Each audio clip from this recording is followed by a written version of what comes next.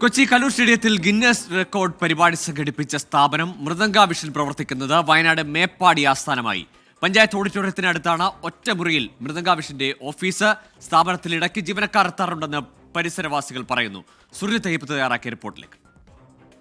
Uma Thomas MLAക്ക് അപകടമുണ്ടായ ആ പരിപാടി സംഘടിപ്പിച്ച ഇവന്റ് മാനേജ്മെന്റ് സ്ഥാപനം ഇതാണ്. അത് മേപ്പാടിയിലാണ് പ്രവർത്തിക്കുന്നത്. അതൊരു ഒറ്റമുറി സ്ഥാപനമായാണ് ഇത് പ്രവർത്തിക്കുന്നത്. ഊട്ടി റോഡിലെ പഞ്ചായത്ത് EMS ഓഡിറ്റോറിയത്തിന്റെ അടുത്താണ് ഈ ബിൽഡിംഗ് ഉള്ളത്.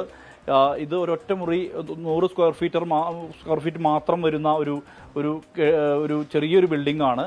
പുറത്ത് ഒരു ബോർഡ് വെച്ചിട്ടുണ്ട്. ഇതിൻ്റെ അകത്തൊരു 3 കസേരകളും ഒപ്പം തന്നെ ഒരു മേശയും ഉണ്ട്.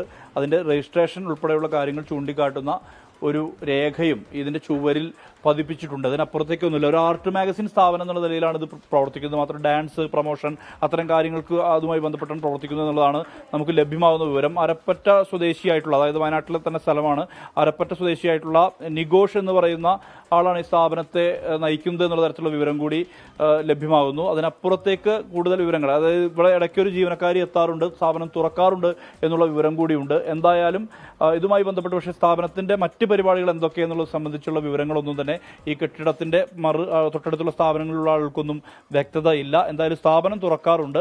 പക്ഷേ ഇത്രയും വലിയൊരു ഇവന്റ്, അതായത് ഗിന്നസ് റെക്കോർഡുമായി ബന്ധപ്പെട്ട ഒരു ഇവന്റ് സംഘടിപ്പിക്കുന്ന ഘട്ടത്തിൽ അതിന്റെ മുന്നൊരുക്കങ്ങളെല്ലാം നടന്നത് ഈ ഓഫീസുമായി കേന്ദ്രീകരിച്ചാണോ എന്നുള്ള കാര്യത്തിൽ സംശയം നിലനിൽക്കുന്നുണ്ട്. കാരണം ഒരുപക്ഷെ അതിന്റെ മറ്റു കൂടിയാലുള്ള ഒരുപക്ഷെ മറ്റ് പ്രദേശങ്ങളിലാവും, കൊച്ചി ഉൾപ്പെടെയുള്ള സ്ഥലങ്ങളിലാകാനുള്ള സാധ്യത തള്ളിക്കളയാൻ കഴിയില്ല. ഇവിടെ എന്തായാലും ആളുകൾ ഇവിടേക്ക് അങ്ങനെ വലിയ തോതിൽ ആളുകൾ എത്താറില്ല. പക്ഷേ ജീവനക്കാരിയായി ഒരാൾ എത്താറുണ്ട് ഇടയ്ക്ക് എന്നുള്ള തരത്തിലുള്ള വിവരമാണ്. ഒരു ആർട്ട് മാഗസിനുമായി ബന്ധപ്പെട്ടുള്ള പ്രവർത്തനമാണ് ഇവർ സംഘടിപ്പിക്കുന്നത് എന്ന് മാത്രമാണ് പറയുന്നത്. ഇതിനകത്തും ഒരു ബോർഡുണ്ട്.